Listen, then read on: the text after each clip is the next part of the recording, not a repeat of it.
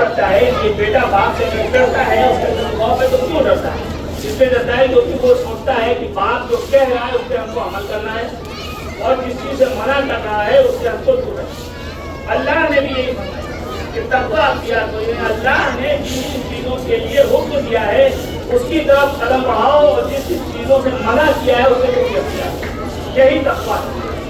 لیکن عزیزوں، کیا ہماری زندگی کے اندر وہ تقویٰ شامل ہے یا نہیں ہے؟ ہمیں اس چیز کو دیکھنے کی ضرورت ہے، کیونکہ تقویٰ کیا ہے؟ خوف خدا۔ خدا کا خوف کب ہوگا؟ تب ہوگا جب ہم یہ سوچیں گے کہ اللہ نے جن چیزوں کو منع کیا ہے کہیں ہم ان چیزوں کو انجام تو نہیں دے۔ اب بات وہیں پہ آتی ہے جہاں ہم نے موقع میں کہا تھا کہ انسان کے اندر کہیں نہ کہیں یہ سوچ کے تکبر، یہ غرور آ جاتا ہے کہ یہ چیز ہم کر رہے ہیں، ہم عزاداری کر رہے ہیں، یہ عزاداری ہم کر رہے ہیں۔ اگر آرزو صاحب نہیں ہے تو مسجد پڑھنے والا انسان نہیں ہو سکتا، یہ انسان کے اندر خیال آ جاتا ہے۔ لیکن شاید وہ بھول جاتا ہے کہ یہ اس کی مجلس ہے جو کربلا کے بیابان کے چھوڑ کے ظالم چلے گئے، اور آج اس ظالم کا نام و نشان نہیں ہے، لیکن حسین کے زندہ باد کے نعرے گونجتے ہیں۔ تو انسان کے اندر اگر یہ بات اس کے ذہن اور دل و دماغ میں آ گئی یہ چیز ہم کر رہے ہیں تو تقوی سے وہ دور ہو گیا، تو انسان تقوی سے دور ہو گیا۔ اور ہمارے اندر یہ چیزیں رہتی ہیں کہ صاحب یہ مجلس ہم کر رہے ہیں، یہ بڑا تبرک ہم بانٹ رہے ہیں، جیسا کہ سے بڑا نازیہ ہم رکھ رہے ہیں، لیکن بڑے بڑے علماء، بڑے بڑے مراجع خان نے اس بات کو کہا ہے۔ آیت اللہ بشیر نجفی انہوں نے بھی اس بات کو کہا کہ دیکھو مجلس میں تعداد معنی نہیں رکھتی، مختصر لوگ ہو لیکن کارآمد ہو، اور زیادہ بہتر ہے اور نسبت اس کے کہ تعداد زیادہ ہے لیکن اس کے اندر عیار و مکار زیادہ ہے۔ تعداد کم ہو تو زیادہ بہتر ہے۔ اور چھوٹے بڑے کی جہاں تک بات ہے، کربلا نے ہمیں اس بات کا درس دیا، کربلا نے اس بات کو صاف کھول کر کے بتایا کہ دیکھو اسلام کی نظر میں کوئی چھوٹا بڑا نہیں ہے۔ اگر تمہارے پاس دولت و ثروت کا سرمایہ زیادہ ہے، تم نے بڑا تعزیہ رکھ لیا اور میں غریب ہوں اور میں نے چھوٹا تعزیہ رکھا، اس کا مطلب یہ نہیں ہے کہ تمہاری عزاداری بڑی ہوگی۔ کیونکہ اگر ایسا ہوتا تو کربلا میں جہاں ایک طرف جناب عباس کی شہادت پیش کی، جناب علی اکبر کی شہادت پیش کی، وہیں پہ جناب جعفر اسلام کی شہادت پیش کی، لیکن کئی تاریخ میں آپ کو لکھا نہیں ملے گا امام حسین نے وہ بڑی شہادت پیش کی اور مولانا ایک چھوٹی شہادت پیش کی، کہیں نہیں ملے گا۔ تو یہ کیا ہے؟ یہ ہم کو درس دے رہا ہے کہ دیکھو اگر اس کی سنت پہ عمل کر رہے ہو اور عزاداری برپا کر رہے ہو تو تمہارے اندر ایک خیال نہیں آنا چاہیے کہ یہ بڑا ہو چکی ہے۔ اس سے بات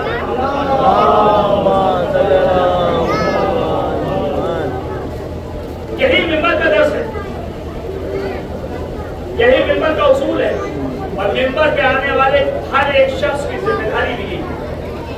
کیوں؟ کیونکہ امام حسین جب مدینے سے نکلے تھے تو انہوں نے یہی کہا تھا کہ میں نانا کی دین کی اصلاح کرنے جا رہا ہوں۔ امام حسین علیہ السلام کا مقصد کیا تھا کہ جو نانا کا دین ہے اس میں جو خرابیاں پیدا ہو گئی اس میں اصلاح کرنے کا۔ تو اس حسین کے ماننے والوں کی ذمہ داری کیا ہے کہ ممبر سے ان چیزوں کو بیان کریں جس سے کہ معاشرے میں اصلاح ہو اور لوگ غلط کی طرف رجوع نہ کریں۔ یہی ممبر کا فرض ہے۔ ممبر وہ جگہ ہے جو حق بیان کرے گا۔ غدیر خون میں کیا ہوا؟ مولا کائنات کو جب رسول خدا نے ہاتھوں پہ بلند کیا تو کیا کیا؟ حق بیان کیا، اعلان کیا ان کا مولا ہو آزادی مولا، جس کا میں مولا اس کا نہیں مولا۔ اس سے بڑا حق تو کچھ نہیں ہو سکتا ہے۔ یعنی ہمارے سامنے نظیر ہے کہ ممبر وہ جگہ ہے جہاں سے ہم حق بیان کریں، اور قرآن بھی اس بات کو کہہ رہا ہے یا ایھا الذین آمنوا اتقوا اللہ وقولوا قولا سدیدا، اے ایمان والو ڈرو اور سچ باتیں بولو۔ لیکن سچ باتیں تبھی انسان بولے گا جب اس انسان کے اندر تقویٰ ہو، جب اس انسان کے اندر پرہیزگاری ہو، جب اس کا عمل عین عمل اہل بیت علیہ السلام، تبھی اس کی زبان پہ تقویٰ آئے گا، تبھی اس کے عمل میں تقویٰ دکھائی دے گا۔ آپ کے سامنے عرض کروں کہ انسان جیسا کہ ابھی بیان فرمایا نظم میں کہ انسان دکھاوا کرتا ہے، मजहबी लिबास में, मुअज़्ज़िज़ लिबास में, मोतबर लिबास में अपने आप को जाहिर कराने की कोशिश करता है, और उस कोशिश के पीछे ये रहता है कि लोग हमको मुत्तकी समझें, लोग हमको मुत्तकी समझें।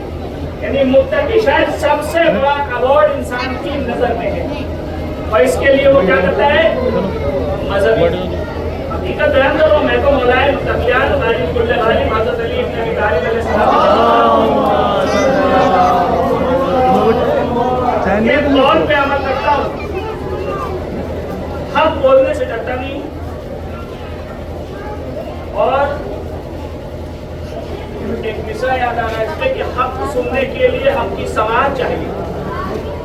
तो हक अगर बयान किया जाएगा और आप हक सुनना चाह रहे हैं तो उसके लिए आपके समाज के हक होने चाहिए, तभी सही बातें आपके समझ में आएंगी। जो मिंबर से बयान है वो हक। अब इसमें किसी को बुरा लग रहा है तो वो मुझसे ना कहे, वो जाके पहले बैठ से शिकवा करेंगे, तुमने ऐसे हक की बातें क्यों बताई जिस पे हम अमल पैरा है। चुनांचे बात आ गई तकवे की, बात आ गई दिखावे की, बात आ गई मुअज़्ज़िज़ लिबास की, बात आ गई अपने आप को इस शक्ल में पेश करने की कि लोग हमको मोतबर और मुअज़्ज़िज़ समझें। आप हकीकत से बताएं कि मैं यहाँ मजलिस पढ़ रहा हूँ, दुनियावी लिहाज से एक बड़ा आलिम दीन यहाँ आ जाए, हालांकि लुग़वी एतबार से और इस्लामी एतबार से आलिम दीन वो होता है जिसको दीन का इल्म हो, जिसको दीन का इल्म हो। और दीन का इल्म कैसे हासिल होता है? दीन का इल्म हासिल होता है दीनी कुतुब पढ़ने से, दीनी कुतुब का मुतालिया करने से। वो चाहे आपने घर पे किया हो, चाहे माँ के साथ किया हो, चाहे बाप की परवरिश में किया हो, चाहे आपने मदरसे में किया हो। लेकिन अभी यहाँ एक बहुत बड़ा इंसान आ जाए जिसके सर पे अमामा हो, गोश पे आवा हो, कबा हो, और वो मेंबर में मजलिस पढ़े या नीचे बैठ जाए तो क्या होगा? सारा ध्यान आप लोगों को चैन नहीं है यार। यानी आपकी नजर में बस वही आदमी ना, बाकी जितने बैठे हैं वो खासा जाएंगे। आप इसी तरह मुतवज्जे रहेंगे, अपनी बात को उसी से जो है वो तायीद करवाने की कोशिश करेंगे, दूसरी तरफ आप कुछ नहीं करेंगे। ये क्या है? ये वो चीज है तकवे के अंदर कहीं ना कहीं कोई मिलावट हो गई, तकवे के अंदर कोई ना कोई चीज मिलावट हो गई है जो आपके अंदर ये चीज आ गई। ऐसे ही एक आलिम दीन एक आलिम था, निहायत परहेज़गार आलिम, मस्जिद में बैठ कर अल्लाहु अकबर अल्लाहु अकबर नमाज और दुआएं पढ़ता था। देखिए इंसानी फिक्र होती है, इंसानी इख्तियार होता है, इंसानी सोच होती है, इंसानी तजद्दुद होता है कि जब इंसान अलहदगी में रहता है, अकेलेपन में रहता है तो वो बहुत ही खामोश मिजाज रहता है, बहुत ही खामोश मिजाज रहता है। उसके अंदर इंकिसारी भी होगी, उसके अंदर आजिज़ी भी होगी। यानी बहुत बड़ा आदमी है, बहुत सब कुछ कर रहा है, और अकेले में आप उससे मिले आते ना तो बहुत नेक आदमी है और बहुत बामन इंसान है, बहुत नमाज़ी है, बहुत परेशान है, तो कहेगा अरे तेरी ज़कात मेरी क्या औकात, मेरी क्या हैसियत, अरे साहब मैं तो कुछ नहीं हूँ आपके सामने। लेकिन जब यही इंसान के सामने कोई मर्द मुक़ाबिल आ जाए, एक दूसरा शख्स उसी की हैसियत का आगे खड़ा हो जाए, तब वो नहीं कहेगा साहब मैं कुछ नहीं हूँ, क्योंकि देखेगा मेरे मर्द मुक़ाबिल एक और खड़ा है जो आबिद है, जो ज़ाहिद है, जो अमल करने वाला है, जो आलिम है। तो बस उसके अंदर कहीं ना कहीं तकब्बुर और गुरूर और मैं की चीज पैदा हो जाए, तो वो आबिद की मस्जिद में इबादत में मशगूल। शैतान को बड़ी फिक्र, लेकिन तकवे के रास्ते में हटाने में सबसे बड़ा रोल शैतान इब्लीस का होता है। इब्लीस का मामूली न समझिए, इब्लीस वो है दुनिया में, इब्लीस से बढ़ के कोई ऐसी शख्सियत है ही नहीं जिसको सबसे अच्छी सोहबत मिली। बताइए इब्लीस से अच्छी किसी को सोहबत मिली? अल्लाह के मलाइका के साथ फेज बदले हुए, जो भी अर्ज किया हमने मोहतरम ने, फेज बदले हुए جب تک وہ حکم مانتا رہا پروردگار خاموش رہا. لیکن جیسے ہی اللہ نے آدم کا مجسمہ بنایا اور کہا کہ سب لوگ اس کے سامنے اس مجسمے کے سامنے سر جھکا دو, سب نے سر جھکا دیا الا ابلیس. ابلیس نے نہیں. جیسے ہی ابلیس نے نافرمانی کی اللہ نے کہا بس اب اس کا راستہ چھوڑ. جب تک وہ عمل بجا آ رہا تھا اللہ, لیکن جیسے ہی اس نے فرمانے الہی سے نافرمانی کی ویسے ہی اللہ نے کہ تم مقبول بارگاہ الہی نکل جائے. چونکہ ابلیس ملائکہ تھا, اس کی خصلت میں شامل ہی نہیں تھا. اس سے بڑا کوئی ایسا ہے ہی نہیں جو انسان کو اپنے راستے سے منحرف کر. شیطان کو بڑی فکر ہوئی کہ یہ آدمی مسلسل عبادت کر رہا ہے, اللہ اکبر کر رہا ہے, آخر اس کی عبادت کو توڑا کیسے.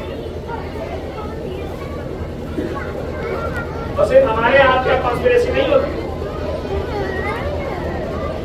صرف انسانی فطرت میں یہ نہیں ہے کہ ہم بیٹھ کر کے کانسپریسی کریں, بیٹھ کر کے پروگرام کریں کہ بھائی ان کے خلاف کیسے کیا کیا جائے.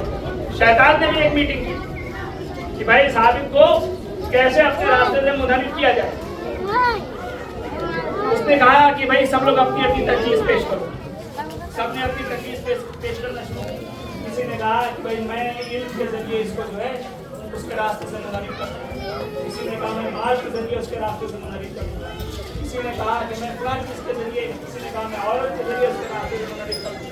شیطان نے کہا نہیں, وہ عابد ہے, اسپائے عابد ہے کہ یہ سب چیزیں اس کے سامنے مانے نہیں لگتی. ایک شاگرد شیطان اس نے کہا اگر اجازت ہو تو میں شاگرد کو اس کے راستے سے منحرف کروں گا. شیطان نے کہا کیسے, کیا تجویز ہے؟ اس نے کہا کہ جو یہ کر رہا ہے اسی کے یار تم لوگ ایک جگہ بیٹھا لو بھیا. یہ عابد ہے, تمہارے عابد بن کر کے اس کے راستے سے منحرف. لیکن بات وہی آ گئی جہاں ابھی اپنے محمد نے کہا تھا کہ انسان مذہبی لباس ہے. تو شیطان ایک عابد کی شکل اختیار کر کے, اب عابد کی شکل کیسی ہوتی ہے آپ سمجھیں.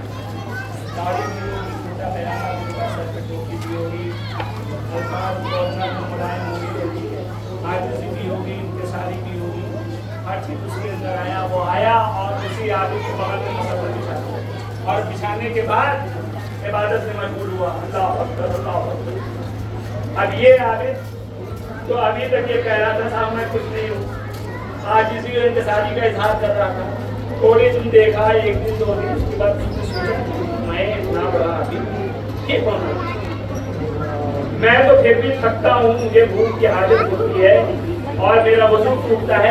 یہ کون آ گیا جس کا نہ وضو ٹوٹ رہا ہے, جس کو نہ بھوک کی حاجت ہو رہی ہے, مسلسل یہ عبادت کیے چلا جا رہا ہے. اب اس کے اندر پریشانی پیدا ہونے کے خلل آ گیا. ابھی شیطان نے کچھ نہیں کیا, ابھی شیطان نے صرف ایک عابد کی شکل اختیار اور اس کی عبادت میں خلل آ گیا. یعنی اللہ کے خیال کے علاوہ اس کا بھی خیال ہے. اب اس کے بعد اس عابد نے جب وہ پریشان ہو گیا تب اس نے کہا کہ وہ حضور ذرا سنیے. ایسے ہی کہا, اس نے جھڑک دیا اللہ اکبر. پھر پریشان کہ بھائی یہ کون شخص ہے. پھر اس نے کہا کہ حضور وہ ذرا پھر جھڑک دیا. کئی بار یہ چیز ہوئی. اب وہ پریشان بھائی عابد آ گیا جو سننے تک تو نہیں تیار, لیکن شیطان تو شیطان ہے. لوہا جو ہوتا ہے جب لوہے کی شکل کو بدلتا ہے تو کچے لوہے کا دورہ نہیں مارتا ہے. لوہے کو پہلے گرما لیتا ہے. جب پوری طریقے سے لوہا گرم ہو جاتا ہے تب جاتا ہے, جھاڑ ہو جاتا ہے, تب اس پہ ایک دورہ مارتا ہے اس کی شکل کا. شیطان بھی یہی کر رہا تھا, اس عابد کو تباہ رہا, اس عابد کو تباہ رہا. جب وہ عابد بری طریقے سے تب گیا, تب کا مطلب کیا سمجھے, یہ تو آپ بہتر سمجھے, سلوات والے محمد. جب وہ عابد پوری طریقے سے उस शैतान ने फिर अंदाज शैतान तक किया। हाँ भाई बताइए आप इस साथ क्या आप फरमाना चाहते हैं? उसने कहा कि मैं इबादत गुजार हूँ, अल्लाह का बंदा हूँ, इबादत करता हूँ, लेकिन चूंकि इंसान हूँ तो मेरा वजू भी टूटता है, मुझे भूख भी लगती है, मैं वक्फा भी देता हूँ, लेकिन आपके अंदर ऐसी क्या बात है कि आप मुसलसल इबादत की चले जा रहे हैं? ना आपको वजू टूट रहा है, ना आपको भूख की आदत हो रही है, ना आप वक्फा ले रहे हैं। देखिए किसी भी भेष में आ सकता है, रहता सकता है, ये भी ज़हन रखिए। किसी भी चोले को देख करके बहकेगा नहीं, जब तक उसकी जबान से इल्म न जाहिर हो तब तक उस पर मरूब मत होइएगा। एकदम साफ बात है, जब तक सामने वाले का इल्म न जाहिर हो उसके लिबास से मरूब न होइएगा, क्योंकि दौर खराब हो चुका है, इल्म का मेयार पस्त हो चुका है। अब तो ऐसे ऐसे लोग मिंबर पे आ गए हैं जिनको मिजाज और मिजाज में फर्क ही नहीं पता है। हजारों लोग आपको मिलेंगे, लुगत की बात को छोड़ दीजिए, साहिब नमाज, ये मेरे तनकीद नहीं है, ये उस शख्स की तौहीन लिबास है जिसको अल्फाज पे अगर उबूर न हासिल हो और वो सर पे आमा और गोश्त पे आवा रख करके चीजों को बयान करे तो वो तौहीन लिबास है। पहला उसने राज की फरमाई, इसके पीछे वजह है, ये बताओ क्या तुमने कभी गुनाह किया? आबिद परहेजगार इस लफ्ज से कोसों दूर नहीं। देखिए ये भी समझिए कि वो सच्चा आबिद था। इस फर्श पे आप तमाम इंग्लिटी में आप तमाम मैं सब रहे, लेकिन हमने से कोई ये दावा नहीं कर सकता है कि हमने जिंदगी में कोई गुनाह न किया, कोई दावा नहीं कर सकता, चाहे मैं हो चाहे आप इंसान लगातार कोई ना कोई। लेकिन वो आबिद उस मकाम पर पहुंचा हुआ था कि उसने कहा अल्हम्दुलिल्लाह मैंने कोई गुनाह नहीं किया। शैतान ने कहा बस बस बस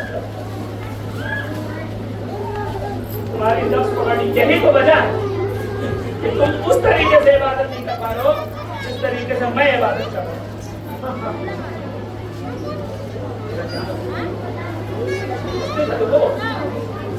मैं जब तक मैंने गुनाह नहीं किया था तब तक खौफ खुदा नहीं था, और जब तक खौफ खुदा नहीं था तब तक इबादत में मेरा दिल नहीं लगता। तो उसने कहा कि अच्छा बताओ, और से बहुत जल्दी उसने ऐसे जल्दी बताओ मुझे कोई ऐसा रास्ता बताओ कि मैं भी इस तरीके से इबादत करूँ। तो उसने धीरे से कहा कोई ऐसा कर दो। अब वो आदमी चौका मुझे करे ऐसी बातें करो, तो उसने कहा नहीं, जब तक गुनाह नहीं करोगे। और गुनाह भी कौन सी? उसने दावत जो जिस गुनाह की थी वो ज़िना है। वो मशहूर आबिद तैयार हो जिसने जिंदगी में कोई गुनाह नहीं किया, वो तैयार हुआ और मुख्तसर बदनाम जगह, लेकिन जब वहां पहुंचा तो उस बदनाम जगह के अंदर जो मुखिया जब उसको पता चला कि पूरा आबिद आने वाला है तो बहुत ही अदब और एहतराम के साथ तो उसको पता लगे कि आबिद आ रहा है, इबादत गुजार आ रहा है, तो उसने सोचा कि शायद कोई मशवरा देने आ रहे हो, सही रास्ते पे लेकर आने की नसीहत देने आ रहे हो। वो हाजिर हुई और फरमाया बताइए आप क्यों हाजिर हुए? जिन्होंने अपनी ख्वाहिश का इजहार किया। जैसे ही इजहार किया वो औरत चौकी उसने कहा कि आप तो आबिद और परहेजगार हैं, आप यहाँ और ये आपसे किसने कहा है? उसने कहा कि मेरे साथ और बहुत पहुंचे हुए आबिद जो नमाज के मुसलसल मस्जिद कि अगर मैं ऐसे फेल अंजाम दूँ तो मुसलसल इबादत कर सकता। देखिए ये आबिद होने के बावजूद शैतान को नहीं पहचान पाए, और वो गुनहगार औरत होने के बावजूद जैसे उसने सुना उसने कहा क्या आपने पहचाना नहीं? वो कोई आबिद नहीं, वो शैतान। कहा तुम्हें कैसे पता? उसने कहा सुनो, शैतान की पहली सिफत ये है कि आबिद को गुनाही के रास्ते पे ले जाता है, क्योंकि कोई आबिद दूसरे आबिद को गलत रास्ते पर नहीं ले जाएगा। ये शैतान की पहली सिफत है कि वो आबिद को गुनहगारी के रास्ते पर ले जाएगी। और उसके बाद उसने कहा कि सुनो اگر تمہیں یقین نہیں ہے تو جاؤ. شیطان کی دوسری خاصیت یہ ہے کہ جب اس کا راز کا فاش ہو جاتا ہے تو وہ نظر نہیں آتا. جاؤ تم دیکھو وہاں نظر نہیں آئے گا. وہ آدمی وہاں سے اٹھا, اٹھنے کے بعد اپنے مسجد کی طرف چلا, عبادت خانے کی طرف چلا. ادھر اللہ کو حکم ہوا, ملک الموت کو گیا, ملک الموت اس عورت کی روح کو قبض کر لے. ملک الموت نے کہا کہ پروردگار تیرا حکم, لیکن کیوں, وجہ کیا ہے؟ کہا کہ یہ بہت بدکار عورت تھی, لیکن اس نے جو ابھی فعل انجام دیا ہے اب ہم نہیں چاہتے کہ اس کے بعد کوئی اور غلط فعل انجام دے, کیونکہ اس نے اس وقت ایک عابد کی زندگی کو بچایا ہے. اور اس کے بعد اس دور کے نبی جناب موسیٰ کو اللہ نے حکم دیا کہ اے موسیٰ جاؤ اور اس عورت کی تدفین میں شریک ہو. جناب موسیٰ نے کہا پروردگار کہ میں کیسے شریک ہوں, کیونکہ وہ گنہگار عورت ہے, بدکار عورت تھی, اور اگر میں جاؤں گا تو میرے قوم کیا کہے گی؟ تو اللہ نے کہا کہ اے موسیٰ ایسا نہیں ہے, یقیناً وہ گنہگار عورت تھی, بدکار عورت تھی, لیکن اس نے زندگی کے آخری لمحے میں ایک عابد, ایک نمازی کو گناہ سے بچا دیا ہے. اس لیے میرا حکم ہے کہ تم اس کی تدفین میں شریک ہو. صلوات پڑھیں محمد صلی اللہ علیہ وسلم.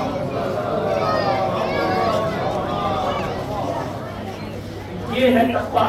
اور کچھ پڑھنے کو سوچا چلے کی طرح 5 مجلس ہو گیا, 1 مجلس اور اس کے بعد یہی پہ کافی بات ہے اپنی مجلس میں.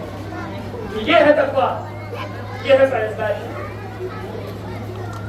جب انسان کے اندر یہ تمام چیزیں اکٹھا ہو جاتی ہیں, کہ تقویٰ بھی ہے, پرہیزگاری بھی ہے, تبھی انسان ایک دوسرے کے لیے وفادار ہوتا ہے. اور اس وفا کو اگر دیکھنا ہے کربلا کے میدان میں, جس کا علم آپ اپنے دوست پر لے کر گیا, وہ عباس جو تمنا علی تھا, وہ عباس جو زینب کی ڈھارس تھا, جس کا علم آپ اپنے دوست پر لے کر کے اس سخت گرمی میں آئے. لیکن اللہ اکبر, آپ ذرا اس کربلا کے میدان کی گرمی کا اندازہ کریں کہ کیا عالم تھا کہ 72 کا قافلہ انصار احباب مسلسل شہید ہو رہے. آخر میں جناب عباس امام حسین علیہ السلام کے پاس آتے ہیں اور فرماتے ہیں کہ آقا اب کوئی نہ رہا, اب مجھے بھی مرنے کی اجازت دے دو. امام نے جیسے ہی جناب عباس کو دیکھا, کہا بھیا عباس تمہیں کیسے مرنے کی اجازت؟ ارے تم تو میرے لشکر کے علمدار ہو. لیکن عباس کیا جملہ تھا کہ آقا ارے ہم وہ لشکر کہاں رہا جس کی میں علمداری کروں. اگر سوچو عباس کی شجاعت کا اتنا خواب تھا دشمنوں پر کہ جب تک عباس زندہ رہے خواب صرف پر نہ ہوئی کہ قائدے کی طرف نظر اٹھا کے دیکھے. عباس امام حسین نے کہا عباس اگر جانا چاہتے ہو تو بچوں کے لیے فوجی کی زمین کر دو. عباس نے سوکھی مچھلی علم میں باندھی, ارے دریا کو رخ کیا. ارے وہ عباس جس کی شجاعت کا عالم یہ تھا کہ صاحب خصائص العباس لکھتے ہیں کہ جس کارنامے کے لیے عباس چلے تھے, ارے اس کارنامے کو 4 محرم سے پہلے عباس کئی بار کر چکے تھے. جب تک دریا پر پہلا نہیں تھا عباس کئی بار فوجوں کو تحت دیکھ کر کے پانی لا چکے تھے, لیکن 4 محرم کو دریا پر سخت پہرا بٹھا دیا گیا اور قدریات کو خیام حسینی میں پہنچنے سے منع کر دیا گیا. 7 محرم کو تاریخ آئی جب خیام میں پانی ختم ہو گیا, اور آج عصر عاشور عباس مشق عالم لے کے چلے. ارے نہر پہ پہنچے, مشق کو بھرا, اس کے بعد دورے بیٹھے لگائی, قائدے کی طرف روانہ آئے, چاہتے کسی طریقے سے ارے یہ مشق آپ تک پہنچا دوں. ارے ناگا کیا ہوا, ارے ایک بازو کا आगे बढ़ते हैं कि दूसरा बाजू भी खत्म हो गया। अरे तो अब्बास क्या करे जिसके दोनों बाजू खत्म हो गए। अरे अब्बास, अरे दोस्त के हम दांतों में बच पकड़े हुए खैमे की जानिब रवाना है। अरे धागा एक तीर आया, अरे बस पर लगा पानी बहा। अब्बास की हिम्मत टूटी, अब्बास के गुर्ज लगा, अब्बास घोड़े से जमीन पर तशीफ लाए, आवाज दी, अरे आका गुलाम की खबर दो, बस मसायब आगे देखो ना, इसके आगे सुनो। अरे जनाब अब्बास की शुजाअत होती कि जब जनाब अब्बास की शहादत के बाद आका हुसैन शहीद हो गए, खैमे बर्बाद हो गए, अरे खैमे के असबाब लूट लिए गए। अरे वो वक्त आया जब लूटा हुआ सामान यजीद के दरबार में पेश हुआ। तो एक वो वक्त आया कि उस लुटे हुए सामान में अलम अब्बास को पेश किया गया। अरे जैसे ही अलम अब्बास को यजीद ने देखा, अरे हमने तो से एक बार उठा, फिर बैठा, फिर उठा, फिर बैठा, फिर उठा, फिर बैठा।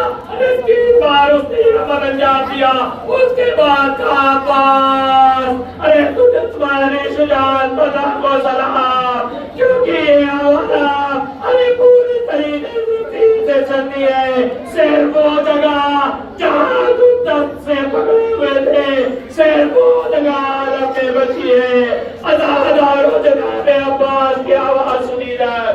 जनाब इमाम हुसैन दौड़े, अब्बास के लाशें फहराए, अब्बास का सर उठा के रखा, वसीयत के लिए कहा। बस अब्बास की एक वसीयत कि आका मेरी